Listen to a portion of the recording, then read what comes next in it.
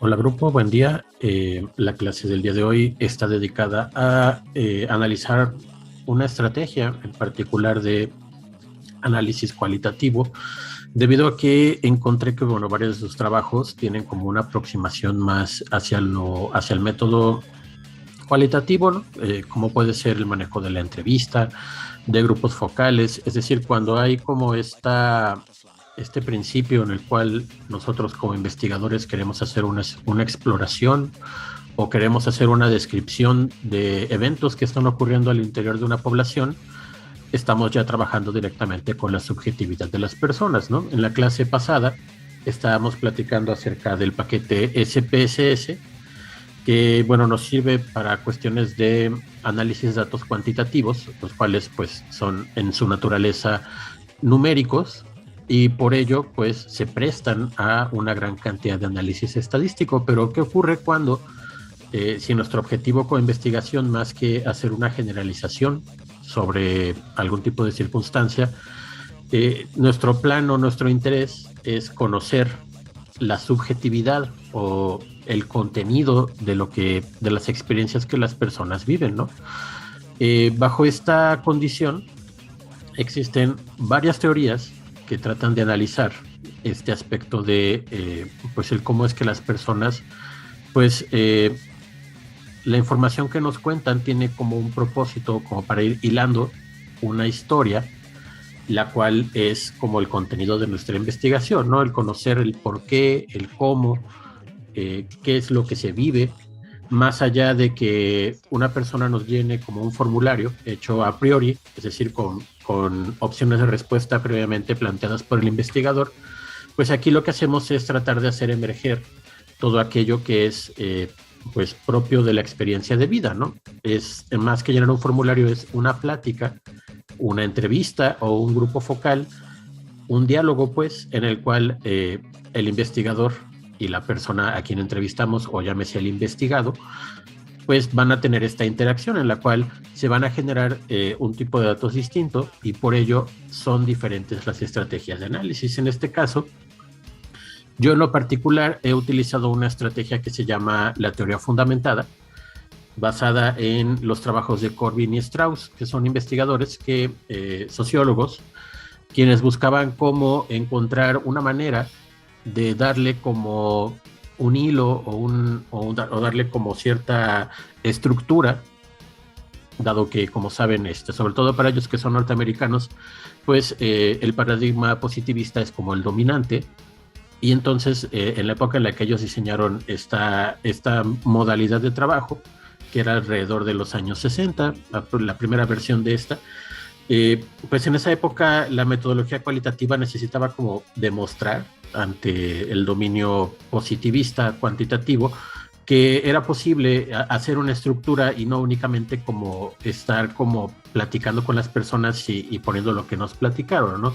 Que en una forma pues es, a mi parecer, como particularmente injusto el hecho de que haya que justificarlo, pero sin embargo en una época, en un paradigma en el cual se nos exige que demostremos como cierta validez y confiabilidad de los datos, pues esta modalidad de la teoría fundamentada, que es como más que una teoría que explique algo, es una teoría que te ayuda a ti a crear nuevas teorías, ¿no? A partir de la información que las personas te están brindando. ¿Cómo funciona esto? Bueno, vamos a hacer una introducción. ¿Qué pasa? ¿Por qué no se mueve? Algo pasa aquí con el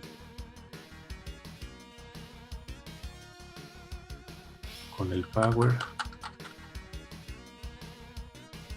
Ok, a ver, vamos a ver aquí qué ocurre.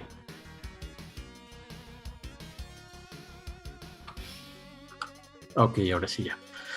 Bueno, empezando por las características del análisis cualitativo, como no se realizan registros numéricos, como mencionamos hace un ratito, sino de tipo discursivo, el análisis cualitativo se habla de categorías y no de variables. Por eso en los apartados del proyecto les mencionaba que aquí pueden hablar de variables o bien de categorías. Cuando hablamos de variables, pues generalmente estamos hablando del concepto algebraico, ¿no? De un símbolo que representa un valor que puede estar fluctuando, ¿no? O que puede representar distintos valores numéricos, pero sobre un mismo concepto, ¿no? Eso es una variable.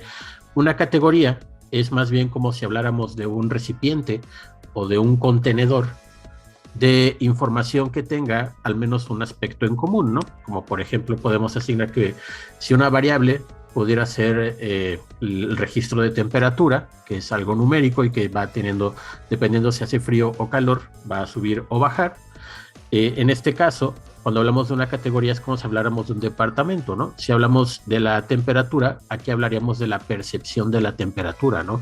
O de lo que las personas experimentan o lo que hacen desde su subjetividad cuando la temperatura es alta o es baja.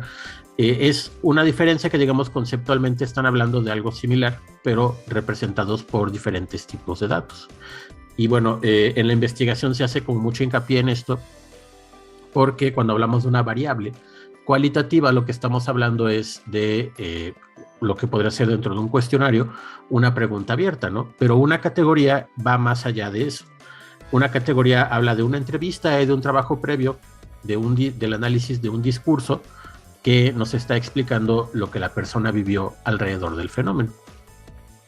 Entonces, estas categorías son las partes del discurso que están registradas en las transcripciones que hacen referencia a un concepto particular dentro del texto. Estas categorías van a empezar a surgir a partir de lo que las personas nos estén platicando. Y lo que nosotros hagamos durante la entrevista va a quedar grabado, ¿no? Preferentemente. Obviamente para esto previo se hace un trabajo de consentimiento informado, donde le decimos a la persona que se va a hacer una grabación de lo que se habló durante la entrevista, y con ese material lo que nosotros hacemos es una transcripción. En la transcripción van a aparecer todos estos aspectos categóricos sobre los temas de los que estamos hablando, ¿no? Hablar temas como, por ejemplo, la experiencia de vida o la violencia o lo que significa, no sé, pertenecer a cierto grupo étnico o lo que representa ser un migrante en una población. Todo eso lo vamos a ir como armando dentro de estas categorías.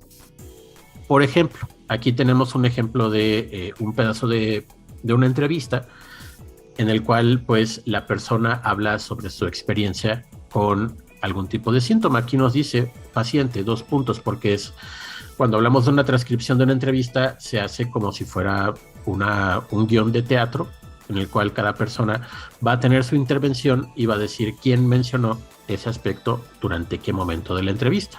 Entonces aquí el paciente nos dijo: cuando estoy bajo presión en mi trabajo no puedo controlarme y me empiezo a morder las uñas. Si alguien me lo reclama me da pena y me trato de esconder, pero lo sigo haciendo. Este fragmento de entrevista hace referencia a la categoría síntomas de ansiedad. Si nuestro interés como investigadores es hablar de los síntomas de ansiedad o cualquier otro tipo de experiencia, vamos a tener en mente que al momento en que nosotros veamos y leamos esta parte dentro del discurso, pues es lo que nos está representando, ¿no? Y aunado a esto, pues hacer una serie de notas que digan cómo voy a interpretar esta información. Obviamente, a partir de la teoría que cada uno de ustedes elija, van a ser distintas la manera en cómo ustedes vayan categorizando cada una de estas partes y cómo van a ser su correspondiente interpretación. Obviamente, desde cada teoría conlleva a la investigación de un fenómeno desde cierta perspectiva y qué es lo que le interesa a cada una de estas teorías. Por ejemplo, si yo voy a hacer un análisis de discurso desde una teoría psicoanalítica, la manera en cómo yo hable de la circunstancia de vida de esta persona, pues tiene que dar como una interpretación desde mi teoría psicoanalítica. No va a tener sentido si yo parto desde el psicoanálisis y que después haga como un análisis conductual diciendo que la persona se levantó de la silla 3 veces durante la entrevista, ¿no? Va con un análisis de acuerdo a la teoría que yo estoy planteando en un inicio, ¿no? Si desde un inicio yo escojo la teoría psicoanalítica, pues tengo que hablar sobre el simbolismo que representa la ansiedad que está experimentando, ¿no? Y así, pues consecutivamente con cada tipo de teoría. Las categorías pueden tener dimensiones, que son los indicadores de magnitud dentro de un mismo fenómeno. Por ejemplo, en la categoría síntomas de ansiedad, Aquí el paciente nos va a decir, hay días en los que no me dan tantos nervios, me la paso tranquila la mayor parte del día, solamente en las madrugadas cuando salen mis hijos de antro o cuando se me pasa a tomarme las pastillas. En este caso, las dimensiones del fenómeno son la severidad del síntoma, que puede ir de alto a bajo, en este caso, dependiendo de la situación del paciente. Entonces aquí, en este pequeño texto, la paciente nos está hablando de que generalmente puede controlar su nivel de ansiedad, salvo en las noches, cuando sus hijos no están en casa y se preocupa por no saber dónde están o qué están haciendo. Entonces, bueno, aquí experimenta, o bien bajo la condición de que no se toma su medicamento. Ahí es donde identificamos, en primer lugar, categorías, y de ahí, dentro de las propias categorías, niveles y dimensiones. Esto es lo que aportaron Corbin y Strauss, que es de manera similar a como los datos se van registrando en un instrumento cuantitativo. Ellos buscaron la manera de ir como asignando estas categorías y valores a lo que son estas pues, rasgos cualitativos, y sin necesidad de anexarlos o trabajarlos como si fueran datos cuantitativos, sino que darles como que su propia dimensión y su propio espacio como categorías de estudio. Entonces, pues, se empieza a lograr como este convencimiento, ¿no?, de que la investigación cualitativa pues tiene un lugar y un sentido dentro de la investigación. Tenemos aquí entonces que las categorías y sus dimensiones tienen que ser mutuamente excluyentes. Es decir, cada categoría corresponde únicamente a un concepto en particular claramente delineado. Esto es parte de lo que yo les mencionaba. Para obtener esta validez se tiene que tener cierta rigurosidad. Entonces, esta rigurosidad se va a ver representada como la agudeza o nuestra pericia como investigadores para hacer categorías mutuamente excluyentes. Es decir, si esto es un síntoma de ansiedad y esto de acá es un síntoma de depresión, no hay una categoría como que sea como la mezclada, ¿no?, sino que se hablan de los rasgos, pero dentro de cada uno de su comportamiento, de su compartimento, perdón. Aquí es donde cada una de estas partes pues va a conjuntarse, pero no a mezclarse, ¿no? No sé si me explique, sino que más bien se busca puntos donde se relacionan los síntomas de ansiedad con los síntomas de depresión. Sin embargo, no se habla de que haya síntomas en conjunto, sino que se habla de la relación entre los síntomas. Esto es como pareciera un poco confuso, pero es en realidad como algo para que cada categoría sea únicamente lo que se pretende que se analice, ¿no? Similar a como cada variable, pues es únicamente una pregunta por variable, ¿no?, por así decirlo. Entonces, bueno, una vez que entrevistamos a la persona, que hacemos la grabación, y de esta grabación hacemos un trabajo de transcripción, pasamos a la parte que llamamos codificación abierta. Esta parte de codificación abierta es asignar códigos que son relacionados con las categorías de estudio a cada una de las partes del texto. Entonces, vamos a leer a detalle la transcripción para identificar los conceptos que formarán las categorías de estudio. Entonces, durante la lectura de mi transcripción, yo me tengo que hacer una serie de preguntas. Digamos aquí, en este primer nivel de análisis, depende de qué tanta habilidad tenga el investigador para hacer surgir categorías a partir de las preguntas. Por ejemplo, aquí hacemos la primera pregunta, que es el ¿qué está ocurriendo? Pues bueno, tenemos que una paciente con ansiedad nos describió los momentos en los que ella pues presenta estos síntomas, ¿no? Entonces, como parte de una primera categoría, surge ahí lo que son los síntomas de ansiedad, que es lo que está ocurriendo. ¿Por qué está ocurriendo? Entonces, bueno, a una categoría que inicialmente es los síntomas de ansiedad, cuando nos preguntamos el por qué ocurren, hacemos referencia a otra categoría, que son las causas en este caso del fenómeno de la ansiedad. Uno son los síntomas, que es lo que experimenta, y otra cosa son las causas por las cuales se desencadenan los síntomas. Entonces, al ir haciendo estas preguntas, vamos ahí, de la información que ya tenemos, pues vamos haciendo surgir las categorías. Aquí ya tenemos dos categorías. Al preguntar dónde está ocurriendo, pues estamos hablando de un contexto de la ansiedad, en donde sí te da ansiedad y donde no te da ansiedad. Ahí ya tenemos una categoría más, que son los contextos. ¿A quién le afecta lo ocurrido? Aquí quizás hacemos referencia a de qué manera las relaciones personales de esta persona se ven afectadas por sus síntomas de ansiedad, ¿no? Puede que experimente situaciones como distanciamiento de su familia o que su familia como tenga una pérdida de confianza al decir que si siempre está nerviosa, mejor ya no le digo qué voy a hacer porque así no la voy a preocupar, ¿no? Entonces surge otra categoría que es relaciones personales. ¿Cómo los afecta? Entonces aquí pues vamos a hablar de qué es lo que la persona pues sufre o vive o experimenta ante los síntomas de ansiedad. Entonces aquí tenemos otra categoría que vendría siendo las consecuencias del fenómeno. ¿Qué es lo que pasa después de que le da ansiedad? Ah, no sé, pues me peleé con mi hija, ¿no? Porque le grité porque llegó muy tarde. Una consecuencia de la ansiedad es pues conflictos familiares, ¿no? Y vamos a ir relacionando una categoría con otra. ¿Cómo reacciona ante lo ocurrido? Se relaciona porque ahí nos dice, bueno, de la consecuencia puede ver que haya consecuencias interpersonales y consecuencias personales, ¿no? Como las personales puede ser de que por tanta ansiedad la señora ya desarrolló como un hábito de consumir pastillas cada vez que se siente mal, que podría ser como una consecuencia fisiológica, y una consecuencia interpersonal puede ser que su hija ya le pidió independencia, ¿no? Ya no quiere vivir con ella porque es muy ansiosa y para no preocuparla, pues simplemente se va a ir a vivir a otro lugar. Son como a partir de una serie de preguntas, vamos nosotros destacando estos datos que se vuelven importantes. Y bueno, la combinación entre respuestas a estas preguntas y la información obtenida de la consulta de literatura pasan a ser las categorías de análisis. Aquí en consulta de literatura hablo de hacer esta selección de la teoría a través de la cual yo voy a obtener mis categorías. Por eso es tan importante y les recalco tanto en la parte de marco teórico, pues que hablen de las teorías que van a utilizar, ¿no? Por ejemplo, ¿cómo lo vería desde, por ejemplo, las etapas del desarrollo de Piaget, ¿no? Quizás no con un tema como ansiedad en adultos, puede ser ansiedad en niños pequeños, ahí cuadraría mejor, ¿no? Y entonces a partir de estas categorías que vienen de una teoría que ya está validada, pues hago mi guía de entrevista, hago desde el qué le pregunto, cómo le pregunto y también el cómo lo voy a analizar. Ya una vez que tengo estos datos, ya una vez que identifiqué cuáles son las categorías a partir de las preguntas, pues vamos pasando con las siguientes etapas. Aquí como aspectos de logísticos o de trabajo, hablando como si lo fuéramos a hacer de manera a mano, vamos a ver ahorita cómo nos apoya el software para hacer esta tarea como un poco más pues estructurada, ordenada.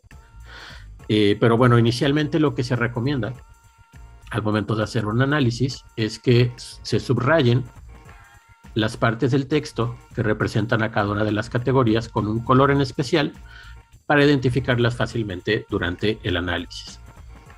Esto, bueno, se puede hacer, digamos, a mano, si imprimimos el manuscrito de la entrevista, y una vez que lo imprimimos, pues nos armamos de una serie de marcadores de colores para ir subrayando el texto.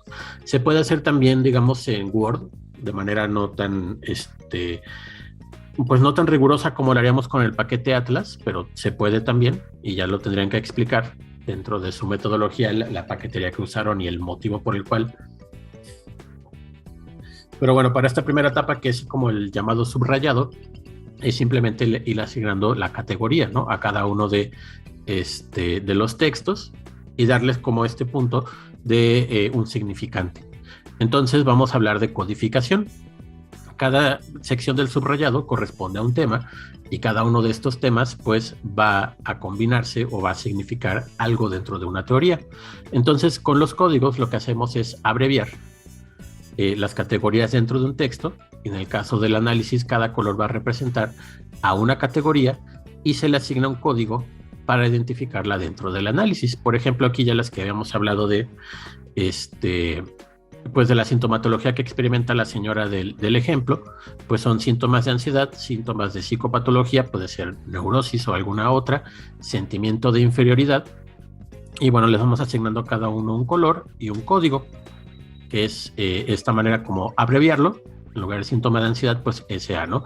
Nuevamente, esto se usa más en el aspecto de lo que es trabajarlo pues a mano, que puede ser de una manera, pero también cuando veamos ahorita en el paquete de Atlas T cómo se trabaja, pues podemos ir directamente con la categoría por la forma en cómo el programa está estructurado. La finalidad del proceso de codificación es organizar la información para que pueda ser consultada por varias personas y lograr un consenso para el análisis de los datos. Así, de esta manera, y van a ver ahorita ya con el programa el cómo se va estructurando la información. Básicamente es de todo un discurso que puede durar así media hora, 40, una hora o un poco más. Se saca como de esta gran cantidad de texto y de ahí a todo ese texto lo vamos como reordenando y lo vamos sacando pues como de este contenedor de mucha información como dispersa, se va limpiando y después con las categorías pues vamos haciendo pues nuestros análisis y nuestras comparaciones. Pasamos a la segunda etapa, que es la llamada codificación axial, que es donde vinculamos cada uno de los códigos con un aspecto ya propio de la teoría que estamos utilizando o bien de la teoría que se pretende diseñar. Si utilizamos aquí el aspecto de la teoría fundamentada con todo el rigor que implica como su uso, ¿no? Una vez que se identificaron las categorías en el texto, el siguiente paso va a ser identificar los ejes a través de los cuales se mueve un fenómeno. Para esto se logra encontrar situaciones en las que las categorías empiezan a interactuar unas con otras. Ya ven que yo les decía que no es que las categorías se traslapen o se metan una encima de otra, sino que más bien se vinculan, se relacionan y se van conectando al momento de vincular la teoría con la información que yo estoy recibiendo. Aquí tenemos otro extracto de texto y dice la paciente: cuando alguien me cae gordo, trato de que se equivoquen en el trabajo para hacerlos quedar mal con el jefe, sobre todo a los que se creen muy fregones como los chamacos. A veces les escondo papeles, lapiceros o me robo cosas que dejan en su escritorio. Y bueno, aquí se hizo como este trabajo de separación de la información en las categorías que vamos aquí a ir mencionando. Por ejemplo, la actitud negativa se marcó en color rojo para la frase trato de hacer que se equivoquen en el trabajo para hacerlos quedar mal con el jefe. Aquí nos aparece como síntomas de psicopatología era el rojo, que era tratarlos como de hacer quedar mal, y figuras de autoridad lo poníamos en color azul, es decir, que cómo es que ella pues desarrolla este síntoma, o más bien, mejor dicho, lo expresa, está ahí como de alguna forma mostrando que padece de algún tipo de cuestión de neurosis muy tajante, que hace que lastime a sus compañeros para hacerlos ver mal ante la autoridad, ¿no? Entonces ahí ya empezamos a relacionar una cosa con la otra. Y vemos también la actitud negativa en color verde, que es cuando a alguien le cae mal, digamos como el experimentar esta sensación de no querer cooperar o de ser como una traba para el equipo debido a que me siento mal conmigo misma. Entonces empezamos aquí a vincular que el síntoma de psicopatología aparece cuando la persona experimenta un momento de mala actitud.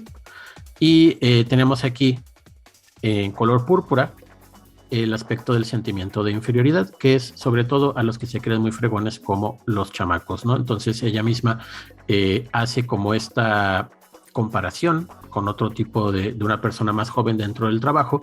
Entonces, como le cae mal, como dice aquí en color verde, ella hace acciones para hacerlos quedar mal con una autoridad. Entonces la interacción observada, que es ya una interpretación de la información que me está brindando, es que los sentimientos de inferioridad del paciente producen actitud negativa hacia los compañeros que tratan de destacar, lo cual a su vez desencadena los síntomas de la psicopatología. Y es, digamos, como de esta forma, como ya se empieza a vislumbrar la información que vamos obteniendo de la entrevista. Esta información pues se va complementando si esta entrevista o las preguntas que nosotros ya tenemos preparadas, pues las vamos haciendo a varias personas, ¿no? O sea, como un caso y irlos como conjuntando, pues la cantidad de información se volvería como muy inmensa si no tenemos una forma o un sistema de clasificación para irla organizando. Entonces, en la otra parte de la codificación axial, una vez que ya habíamos asignado los colores y los códigos, Entonces, las interacciones entre las categorías que veamos se relacionan una entre sí, pueden ser representadas como mapas conceptuales que permitan hacer diagramas de flujo para facilitar la comprensión del fenómeno de estudio. Para este fin se pueden utilizar programas como ATLAS-T. Aquí tenemos que la interpretación que habíamos mencionado hace un momento de los sentimientos de inferioridad van a provocar una actitud y esta a su vez les va a desencadenar un síntoma. Entonces, bueno, tenemos de manera esquemática que los sentimientos de inferioridad generan actitud negativa hacia los compañeros en presencia de figuras de autoridad y estos van a desencadenar un síntoma de psicopatología. Y ya con esta información, digamos que empezamos a hacer como una estructuración o empezamos a darle un poco más de sentido a lo que la persona experimenta. Es decir, si ustedes recordarán, en sus clases de conocimiento e investigación o en instrumentación psicológica al principio de la carrera, pues quizás les platicaron que la investigación cuantitativa vamos de lo general a lo particular. Es decir, como que tratamos de hacer una generalización de lo que ocurre como en toda la realidad externa y cómo esto aplica a una persona. En el método cualitativo lo hacemos al revés.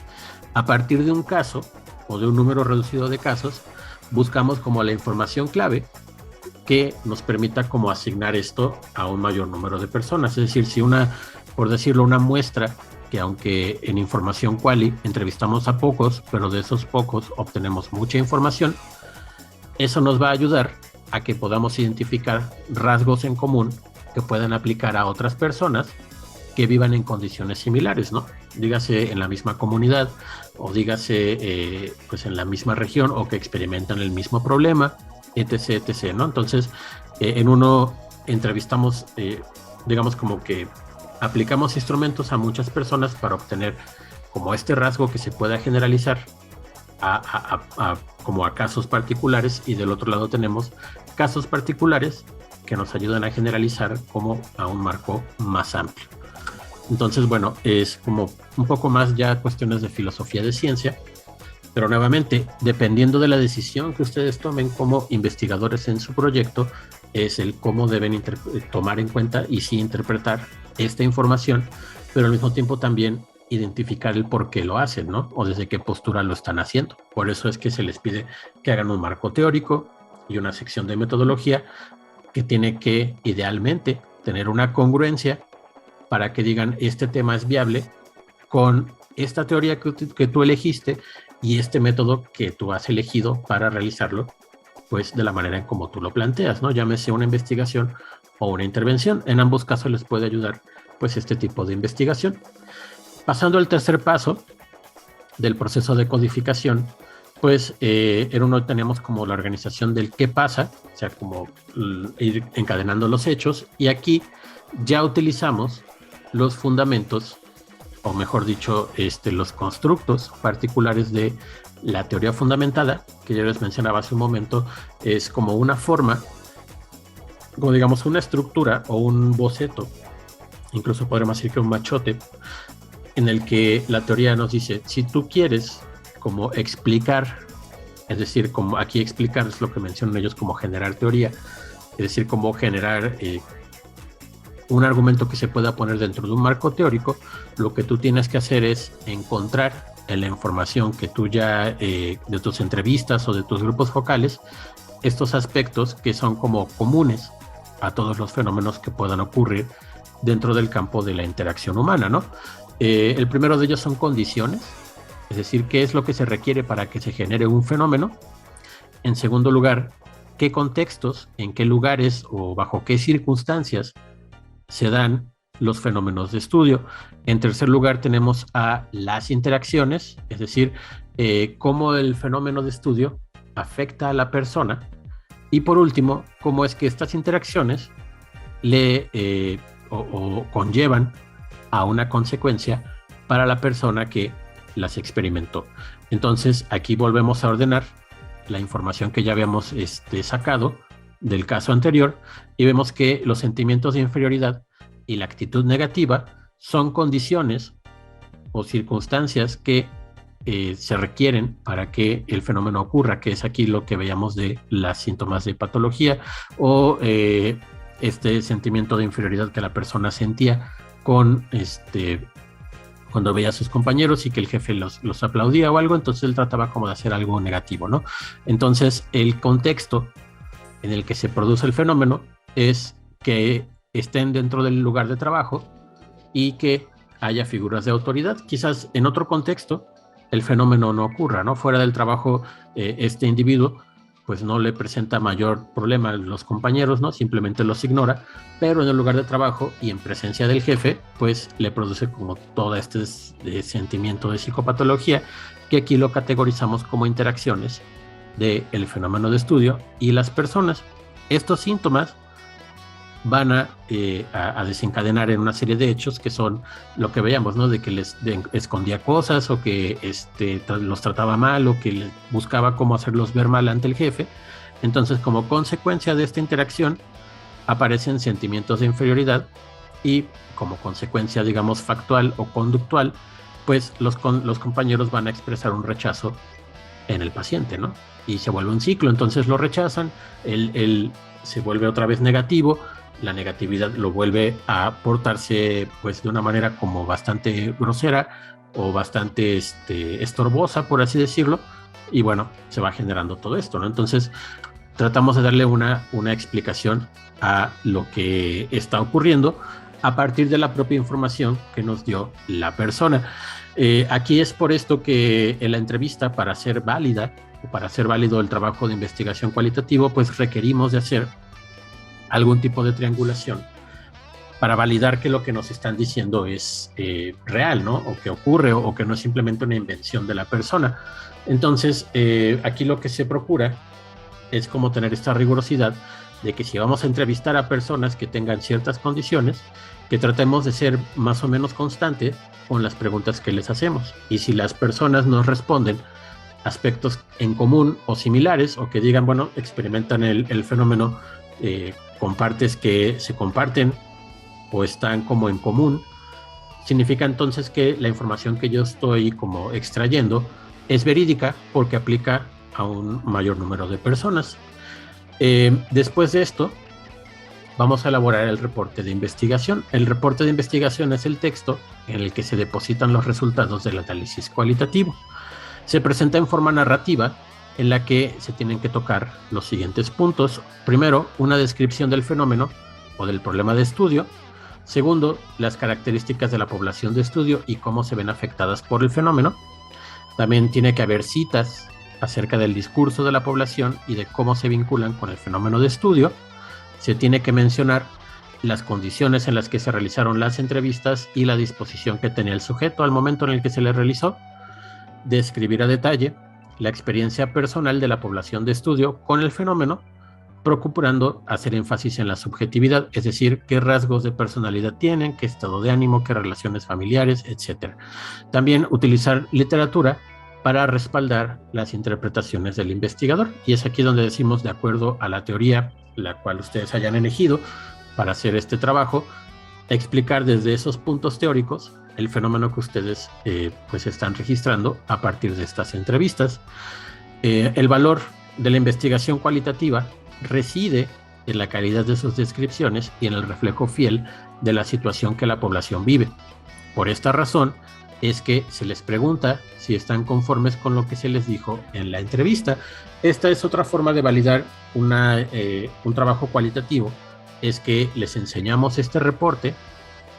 Si la persona no está capacitada o no puede leer por cualquier circunstancia, nosotros se los leemos, pero le tenemos que hacer como la pregunta de que si lo que está plasmado en ese reporte es una representación fiel de la realidad que la persona vive. Ese es como también otro parámetro de validación para la investigación cualitativa. Si nosotros digamos que no le preguntamos y así como que nada más les pasamos así como de que bueno, muchas gracias por la entrevista y no la volvemos a ver jamás, pues no vamos a tener esa confirmación de que si lo que estamos reportando es lo que la persona experimentó o vivió, o es únicamente la interpretación que yo le di a la información que me dio la persona, ¿no? Es como, digamos que de alguna forma nosotros como investigadores ponemos palabras en las personas que estamos investigando, si es que no les pedimos como visto bueno del reporte que nosotros estamos realizando. Estos son, digamos, como parte de los aportes de Corbin y Strauss, que en conjunto con otros investigadores en esta época de los años 50 y 60, en los que estaba como que renaciendo el paradigma constructivista, y ante el dominio de la investigación positivista cuantitativa, pues se buscaron maneras de hacer como estos reportes de entrevista o estas historias que las personas nos cuentan, pues tratar de darles como este contexto dentro de una estructura, dentro de algo que sea como un poco más tangible, como si fuera como una metodología similar a lo que haría un detective que está tratando de resolver un caso y pregunta a varias personas sobre la situación, pero teniendo como esta pues estructura metodológica bastante ya descrita, ¿no?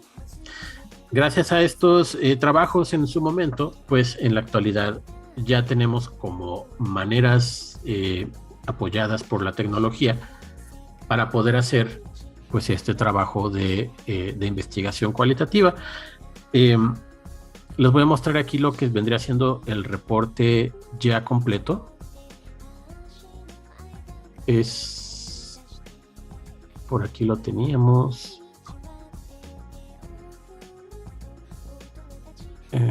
Dentro de la bibliografía les pongo ahí, esta es mi tesis de doctorado, viene aquí en formato con esa portada porque pues fue publicada por una editorial y lo importante aquí es la manera en cómo se hizo el reporte de las entrevistas de grupo focal. Esta fue una investigación cualitativa en la que siguiendo como esta rigurosidad de la teoría fundamentada aplicada a un tema que en aquel momento era más nuevo, como es el del consumo de drogas y el uso de redes sociales, pues lo que se me pidió fue hacer como todo este trabajo de categorías. De hecho, vamos a hacer un poco de zoom aquí. Aquí me pidieron como que identificara a partir de los datos una serie de categorías. Estas fueron como que mis preguntas y fueron aplicadas a varios grupos focales. Cada una de ellas pues tenía como una intención en particular y el tratar de obtener información sobre pues una serie de categorías que ya habían sido identificadas desde la literatura, que era donde nos ponían generalmente de otros países, que era lo que los chicos veían en internet, cómo era que la publicidad pues modificaba su percepción hacia el consumo, etcétera, etcétera. Tenemos ahí la guía de entrevista y de esa guía de entrevista nos hicieron como una serie de menciones a pues las situaciones que viven, ¿no? Entonces eran qué redes sociales utilizaban, quiénes les facilitaban el uso de redes sociales, qué era lo que hacían en las redes, cómo se comunicaban, cómo era que se integraban, es decir, cómo formaban estos vínculos o con quién se juntaban y con quién no, cómo actuaban al interior de las redes, y ya luego hablábamos de aspectos ya propios del uso de redes y el consumo de sustancias, que son consecuencias, tanto positivas como negativas, y también qué era lo que veía, ¿no? Cómo era el contenido que estaba en la red, cuáles marcas de alcohol aparecían en los comerciales, cuáles eran las percepciones que ellos generaban o producían a partir de lo que veían en la red, y sobre la droga, sobre los consumidores, y lo que los padres les decían a los chicos que era como las drogas, ¿no? Cuál era el mensaje o cuál es el discurso de los padres, y cambios en la intención, y ya de ahí pues dónde lo veían y si es que ya habían consumido la sustancia en sí. Esto es lo que piden, ¿no? Digamos, dentro de la metodología de Corbin y Strauss, y ya si quieren más detalles pueden verlo ahí directamente en el Sampieri o en los libros que son de metodología cualitativa que les puse ahí en la sección de bibliografía. Pues les piden, ¿no?, que hagan esta descripción de cómo hicieron la elección de su población, cuál fue el contexto de la investigación, y de ahí, bueno, cómo se conformaron los grupos. Todo eso lo tienen que reportar, y bueno, también la paquetería que usaron. En este caso yo utilicé Atlas, y ya en el reporte pues lo que va apareciendo son el texto, ¿no? De qué fue lo que dijeron los participantes de la investigación, y a partir de este discurso, qué es lo que yo interpretaba a partir de la literatura. Y se van haciendo como los trabajos de codificación. De ahí, bueno, tenemos como todos los extractos como para dar evidencia de que efectivamente se habló de esos temas durante las entrevistas y de cómo los chicos interpretaron la información. Y más adelante ya venía como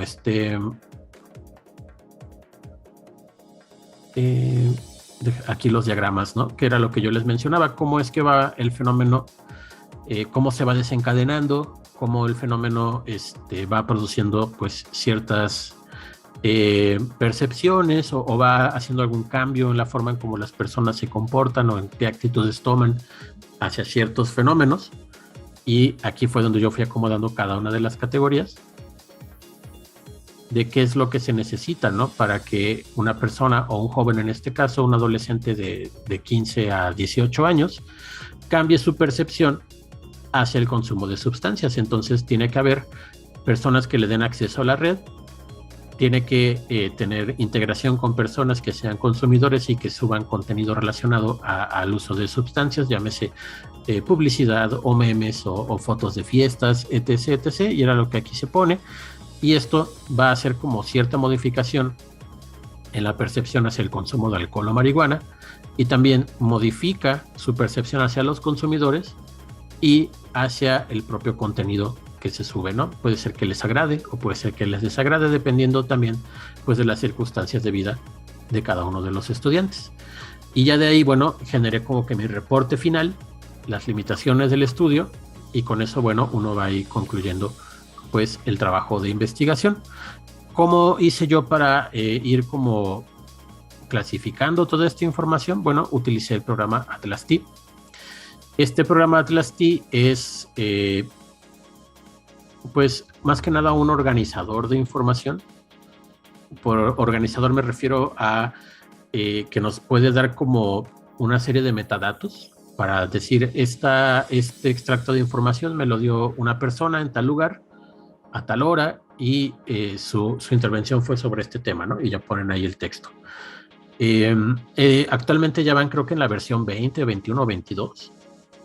Es un programa como que pues muy utilizado en el ámbito profesional, como para hacer este tipo de investigaciones, como para publicidad o para pues estas firmas de análisis, para entrevistar personas y conocer tendencias en el mercado y pues aspectos de este tipo, obviamente también en investigación. Y esta es la versión actual, estaba yo checando, bueno, esta es la versión para Mac, pero ya se ve más bonito. Nuevamente, y como es en el caso anterior, yo tengo una versión con licencia, entre comillas, que es la número 7, que es una que les voy a compartir cuando lleguemos, cuando concluya ya la parte de Minos que estaba yo trabajando. Y bueno, ahí sí es como aparece. Esta es una versión un poco más antigua, pero digamos la funcionalidad viene siendo muy similar. Aquí lo que yo estoy mostrando en pantalla es esta es una guía de un instrumento que aplicamos. De hecho, es el mismo que vimos en la clase pasada, que es sobre el uso de estrategias de TICs para la modalidad en línea durante la pandemia y el semestre que fue totalmente en línea. Y bueno, yo lo que hice de eso fue ir separando las preguntas abiertas y las preguntas cerradas, ¿no? En el cerradas es como lo que vimos la clase anterior, y ahora aquí en las clases, en las preguntas abiertas, pues hicimos como este desglose de la información que los chicos nos iban dando, ¿no? En este caso no fue directamente una entrevista, sino que es una pregunta al interior de una encuesta que se ve como de tipo cualitativo, ¿no? Porque libremente cada uno de los estudiantes pues pone a dar su opinión. Entonces, tenemos aquí como que esto es como que a manera de ejemplo. Estos de acá son los códigos. Y bueno, aquí tenemos varios tipos de códigos, ¿no? Que son estrategias de estudio. Y si se fijan, cuando le hago clic, se marca la parte del texto que corresponde a este código. Luego tengo aquí otro que es uso de OneDrive. Y ya nos pone aquí que en OneDrive guardo mis archivos. Vamos aquí a ponerle acá. También utilizaba el programa Work. Entonces, si utilizaba otro, aquí lo vamos a a poner, ¿no? ¿Cómo se hace esta cuestión de la codificación? Bueno, primero que nada, ya una vez que instalaron el programa, y para ello ahí les pongo las instrucciones, las voy a poner como en el Eminus y de cómo se instala, que ya saben que como conlleva la aplicación de algún pequeño archivo para la cuestión de la licencia. Una vez que ya tenemos el Atlas instalado, bueno, vamos a dar aquí nueva unidad hermenéutica. Una unidad hermenéutica es como este contenedor en el cual nosotros les vamos a poner archivos en formato PDF o archivos en formato de audio o en formato de video, y Atlas los va a abrir y nos va a dar la oportunidad de irles asignando estos códigos a lo largo del texto o a lo largo del contenido multimedia. Entonces, bueno, para ello necesitamos los así llamados documentos primarios, que son los que aparecen aquí como DP. Citas, que son lo que vamos aquí seleccionando dentro del texto, que va a corresponder a un código, que los códigos son como estas palabras o como aspectos que hacíamos que eran como compartimentos de información. Y también memos. Los memos vienen siendo las interpretaciones, lo que yo voy ahí como sacando a partir de cada aspecto de la información. Entonces, bueno, para hacer todo esto necesitamos como ir del DP, de ahí sacar códigos y citas, y a partir de estos códigos y citas hacer como interpretaciones que nos vayan a ayudar pues a interpretar o conocer más acerca del fenómeno. Entonces vamos a subir un documento. Aquí el botón de documentos primarios, clic en el botón de administrador de objetos y aparece vacío, ¿no? Aquí le vamos a dar, estos son el administrador de objetos primarios. Aquí es donde se van a guardar todos los archivos que nosotros le subamos con las transcripciones de las entrevistas o pues archivos con información que nosotros queramos analizar. Entonces, bueno, le vamos a dar aquí donde dice asignar documentos primarios, que es el icono del cuadrito con una chispa. Y lo que vamos a hacer acá es buscar dentro de nuestra computadora dónde están los archivos que queremos analizar. Aquí, bueno, vamos a abrir de enseñanza remota de emergencia, datos cualitativos, y vamos a tratar de sacar todos estos, que son mis documentos que tienen lo que yo fui ahí extrayendo de la información con los chicos. Y bueno, nos dice, se agregaron 5 documentos convertidos y agregados al proyecto de unidad hermenéutica. Ah, bueno, gracias. De ahí tenemos ya los 5 documentos en formato PDF. Nos dice en qué momento, pues en qué momento se agregaron, en dónde están ubicados dentro del disco duro. Y bueno, acá le vamos a dar que, vamos a abrir XC Comunicación y nos abre aquí el archivo en PDF. Lo vamos a minimizar para que no nos estorbe. Y vemos que aquí se hizo, bueno, folio, género, edad, que son datos de identificación de las personas, cuántos periodos has cursado hasta el momento, de qué manera utilizas las aplicaciones de comunicación con tus compañeros en clases en línea. Entonces, a partir de este documento primario, voy a leer que las citas pues vienen siendo cada uno de estos, ¿no? Es como cada persona respondió a la pregunta abierta que se les hizo, y bueno, vienen sus características y el número de casos. Esta yo la preparé previamente y la guardé en formato PDF, precisamente porque es el que acepta con mayor facilidad este programa. Entonces, aquí lo que vamos a hacer es hacer la cita y los códigos. Para hacer las citas, lo que se hace es seleccionar el texto. Y bueno, vamos a buscar aquí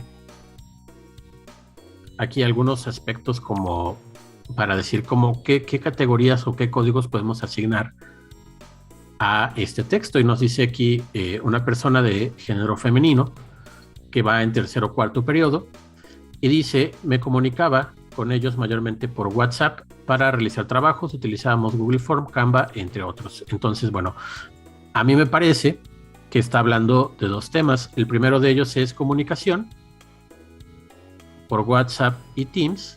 Entonces, bueno, vamos a poner aquí en códigos y vamos a generar un nuevo código. Este es igual al administrador de códigos, es similar al de archivos, pero aquí lo que se van guardando son los códigos que vamos a asignar a cada uno de los textos. Entonces, bueno, vamos a generar un código nuevo y este nuevo código lo vamos a llamar aplicaciones de comunicación. Y nos dice aquí, agrega otro código. Bueno, otro sería aplicaciones de trabajo. Y le damos OK.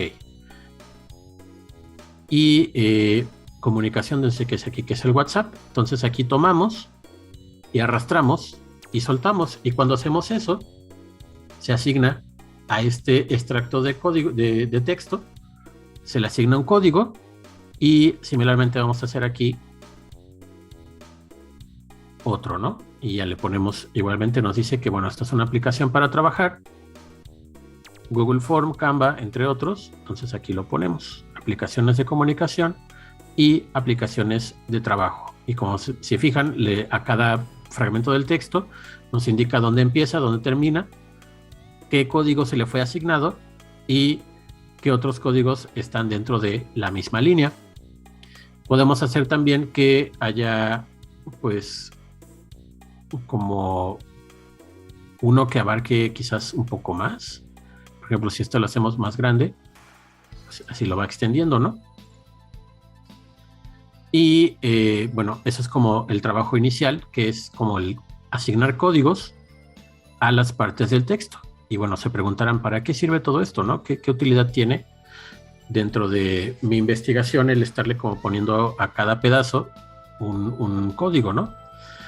Hay una herramienta aquí dentro del Atlas-T que nos ayuda a esquematizar la información, que es lo que se le llama la vista de red. Aquí tenemos administrador de vistas de red. Es este botón que tiene aquí como los cuadritos y unas líneas. Y viene, bueno, aquí otro que es explorador de objetos. Y el explorador de objetos es todo, ¿no? Todo lo que yo tengo hasta el momento. Y bueno, para uso de TICs, tengo yo aquí que es una que yo hice previamente. Esto es una red semántica con la información propia de las categorías, o en este caso códigos, que pongo aquí yo plataformas educativas. De aquí pongo que se asocia con estrategias de estudio y que a su vez se asocian con el uso de OneDrive y el uso de redes sociales.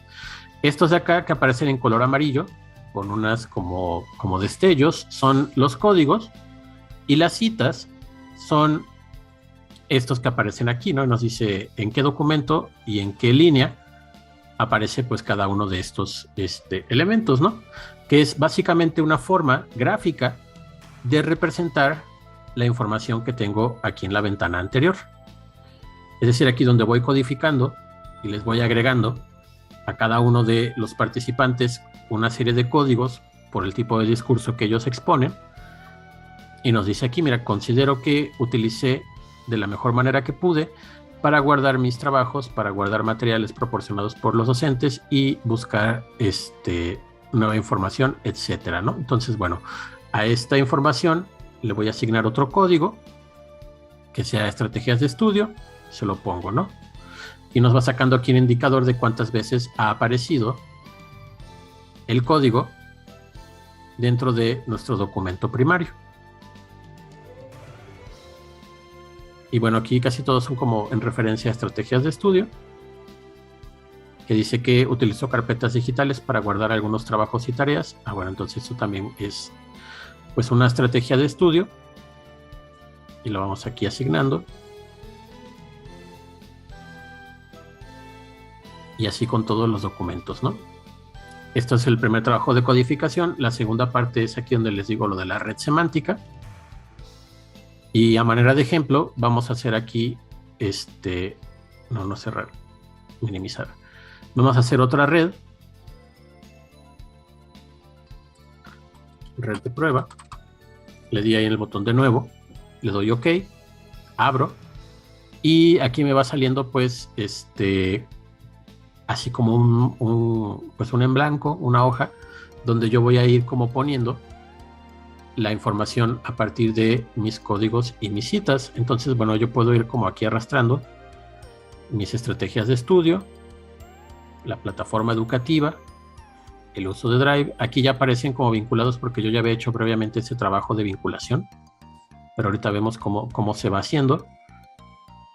Si quieren, ahorita ponemos un nuevo código para que vean cómo se vinculan unos con otros. y vamos a asignar aquí uno nuevo, ¿no? Aquí ya los que estaban aquí en el panel de código, simplemente los arrastré, y al arrastrarlos, pues los va poniendo aquí pues digamos que en nuestra hoja en blanco, para fines de enseñar cómo se hace o cómo se vincula un nuevo código. Vamos aquí a poner, por ejemplo, aquí dice: al momento de realizar las actividades, al momento de comunicarme con mis profesores y compañeros para trabajos académicos, así como el tomar clases, ¿no? Entonces vamos a asignar un nuevo código y le vamos a poner comunicación en clase virtual. Le damos OK, se abre un nuevo código y este nuevo código se lo asigno a esta cita. Y aparece aquí comunicación en clase virtual. Ahora nos vamos aquí al panel de redes, abrimos nuestra red de prueba que estaba minimizada, y a la red de prueba le vamos a agregar este nuevo código que antes no estaba, ¿no? Si se fijan, aquí no aparece vinculado. ¿Cómo se hace la vinculación? Bueno, aquí le damos a este puntito rojo, lo vamos a jalar y le vamos a poner que se vincula con el uso de redes sociales. Le damos, lo soltamos y nos dice aquí como cuál es la relación que tienen, ¿no? Se asocia con, está asociada a la comunicación con el uso de redes sociales, es parte de, si es que la comunicación es parte del uso de redes sociales, si es que es una causa, si contradice, si es parte de, y aquí si no se le asigna nada, o si es una propiedad de el uso de redes, ¿no? Es el tipo de relación. Si se fijan, pues viene como el explicar, ¿no? Cuál es la relación que tiene uno con otro, porque decíamos, viene como las categorías, se busca que no se mezclen una con la otra, pero sí que se vinculen. Entonces, esta vinculación tiene que tener algún tipo de relación, ¿no? Y ya sea que es como partes de un todo, como una relación ya sea interpersonal o una relación entre el tipo de conocimiento que se requiere. Ya ustedes son quienes deciden la naturaleza de la relación, basándose en los hechos que ustedes vean y también en la teoría que están ustedes utilizando. Entonces yo aquí le voy a poner que es parte de usar redes sociales, es parte de la comunicación en una clase virtual. Y ahora, bueno, vamos a irle acomodando como esta forma para como esquematizarlo, darle un poquito más de sentido a partir de una forma más clara. Tenemos ya aquí como nuestro mapa mental, similar al que estábamos haciendo o el que mencioné yo ahí en la explicación teórica. Y ahora, no sé si han visto el meme del hombre que aparece como con un pizarrón tratando de comprobar una conspiración, ¿no? Y tiene así como lleno de hilos de todo lo que se vincula con que básicamente esta es una representación virtual de este procedimiento, ¿no? De cómo yo vinculo o trato de resolver algún caso o alguna parte de información que está por ahí perdida. Aquí si yo, por ejemplo, asigno imágenes o asigno textos o pedazos de video a una categoría, aquí podemos hacer que aparezcan abriéndole aquí con el botón de enlistar citas y nos dice aquí cómo sacas aquí, bueno, las citas, ¿no? Creo que no era el de, ese es como para ubicar. Enlistar citas es para ubicar dentro del texto quién dijo qué, en qué momento, pero es de importar vecinos. Aquí donde le dicen importar vecinos, nos va a aparecer que quieres importar códigos que se relacionan, vecinos comunes o citas. Bueno, entonces yo quiero importar las citas. Y aquí ya empiezan a salir como los fragmentos del texto en el que las personas mencionaron cosas que tienen que ver con las plataformas educativas. Y dice, a través de las plataformas que me permitieran tener un orden. Y acá también dice, mediante el uso de distintos tipos de plataformas y aplicaciones para aligerar las cargas de trabajo. ¿Ok? Y entrando a clases utilizando las herramientas con las que contaba la plataforma digital. Y ya, bueno, ahí tenemos como en cuanto qué partes del texto, ojo aquí que no se ha acabado de analizar, sino que nada más está la primera parte, pero ya tenemos como un pequeño árbol que nos va diciendo qué se dijo y cómo lo dijo, ¿no? Cuando usan redes sociales, y dice, utilización de redes sociales para mantenerme en comunicación con los docentes y los compañeros de clase. Ok, entonces se usan las redes sociales para comunicarse. Y aquí tenemos también pues el otro que habíamos asignado. Y aquí nos dice que al momento de realizar actividades, al momento de comunicarme con mis profesores y compañeros para trabajos académicos, así como para el tomar clases. Y el uso de OneDrive, tenemos aquí, bueno, las citas que se importan, que es aquí donde nos dijo acerca del uso de OneDrive. Esta es como una forma, digamos, muy...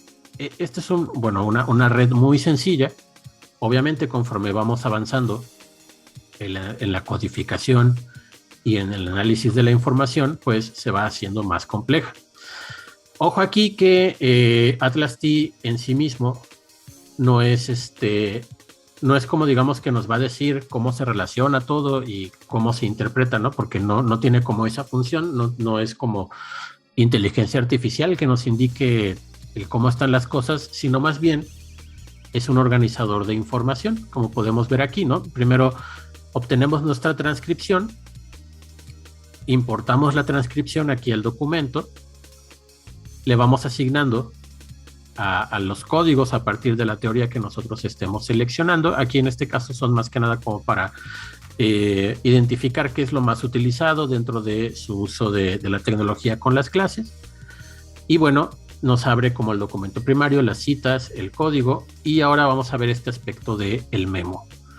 En el memo, lo que nosotros vamos a hacer es como una interpretación, y le vamos a poner como interpretación, que nuevamente viene de nosotros mismos. Entonces aparece aquí como comentario, memo o teoría. Bueno, aquí como es interpretación, vamos a asignarle aquí el de teoría.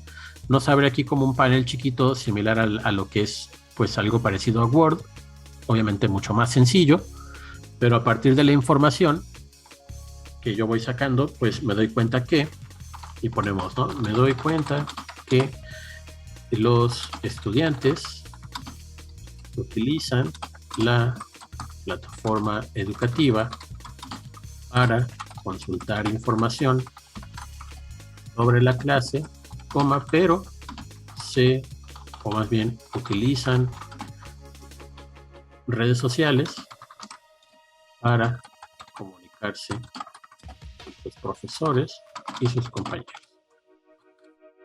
Y le damos, bueno, aquí la palomita, que es guardar. Y ahora, bueno, ya tenemos como esta interpretación. Esta misma se puede también agregar a la red. Tenemos aquí la red de prueba. Y lo que vamos a hacer es arrastrar esta interpretación primera que hicimos. Aparece aquí y la vamos acá a vincular sobre el uso de redes sociales y también con lo que son plataformas educativas en general. Entonces, tenemos aquí un nuevo como vínculo entre ambas y es una interpretación en la que dice, me doy cuenta que, y así vamos a ir sacando pues como interpretaciones y vamos a ir armando nuestra teoría. Nuevamente les digo, esto lo menciono porque me han preguntado mucho, incluso profesores y personas así como de mayor edad, que si me va a decir cómo se vinculan, ¿no? Básicamente no, tú eres quien descubre el cómo se vincula la información o qué está relacionado con qué, pero a partir de la información que tú mismo le alimentes al sistema, ¿no? Y la interpretación, pues tú también se la vas a dar. Más que nada, Atlas ayuda mucho para el aspecto de pues del ir esquematizando la información. O sea, yo les decía hace rato, pueden, si quieren, si lo desean, el pasar este mismo documento, ¿no? El PDF que tengo aquí a Word y hacer como el subrayado, ¿no? Y ponerle en algún lado que azul significa esto y rojo significa esto y podría tener como cierta validez, pero digamos que es el tiempo mejor aprovechado y más esquemático y más con aspectos que quizás a mí como investigador de repente se me olvide dónde está cada código. Yo puedo utilizar este programa para que me diga si ya tengo aquí como 40 hojas de entrevistas y quiero saber en qué momento el paciente me dijo que la causa de su malestar tiene que ver con algo que sufrió en la infancia, para no tener que buscar los 40, en los 40 documentos en qué momento dijo eso, si yo previamente asigné, digamos así, la categoría de trauma infantil a ese momento que nos dijo el paciente, al momento en el que yo lo pase a la red que yo estoy diseñando, pues simplemente va a aparecer aquí, ¿no? La persona dijo, cuando yo sufrí esto de niño, me ha seguido o me ha lastimado durante toda la vida. Ah, bueno, entonces yo ya sé qué elemento o qué ocasionó ese, pues, malestar que lo ha acompañado durante toda su vida, ¿no? Y básicamente ese es como el producto que nos va dando aquí el programa. Lo vamos a ir guardando, vamos a ir como que guardando la unidad de hermenéutica. Obviamente, para quien tenga el mismo programa en la misma versión, si nosotros vamos asignando como esto a una carpeta y se la vamos compartiendo a las personas, ellos también podrán consultarlo en sus propios equipos, pues las interpretaciones y la esquematización de los datos que yo estoy haciendo. Lo cual pues obviamente facilita, ¿no? Y disminuye esta cuestión y que por ahí todavía hay muchos investigadores que, como de línea dura, que nos dicen que la investigación cualitativa no tiene orden, que no tiene sentido, que es nada más como pues interpretaciones al aire, etcétera. Con este tipo de programas nos damos cuenta de que no es así, sino que tiene igual su estructuración, su esquematización, incluso podemos ya hacer como un muestreo de todas las citas que nos van dando, dependiendo pues cómo vayamos esquematizando nuestra unidad hermenéutica.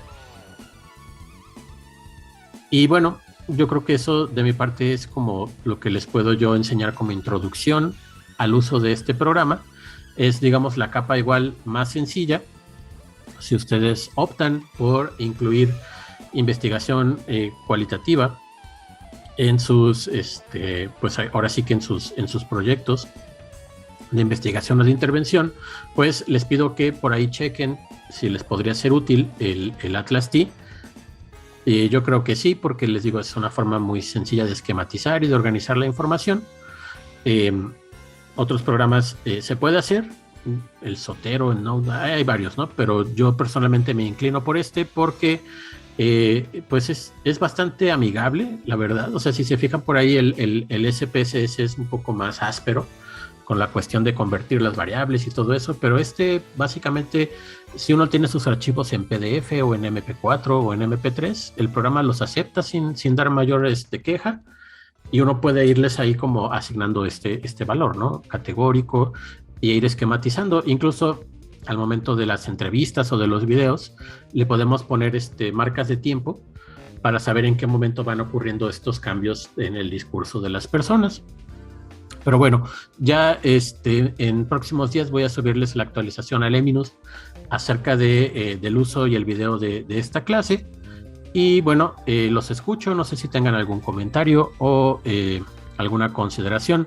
Recuerden que los proyectos, pues bueno, hasta que nos den la fecha de entrega ya final, se las pondré ahí en el Eminus, pero mientras tanto, pues vayan avanzando lo más posible en cada una de las secciones, ¿no? Ya por ahí están pendientes lo que es la parte de antecedentes, la parte teórica conceptual del marco teórico, también lo que es la metodología y el cronograma, y ya una vez que tengan eso, pues ya concluirían con la presentación de su tema.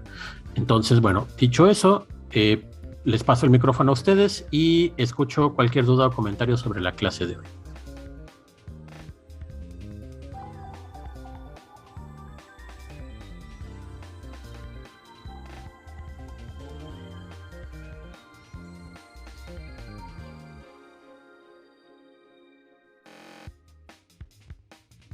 Ok, grupo, parece que no hay comentarios.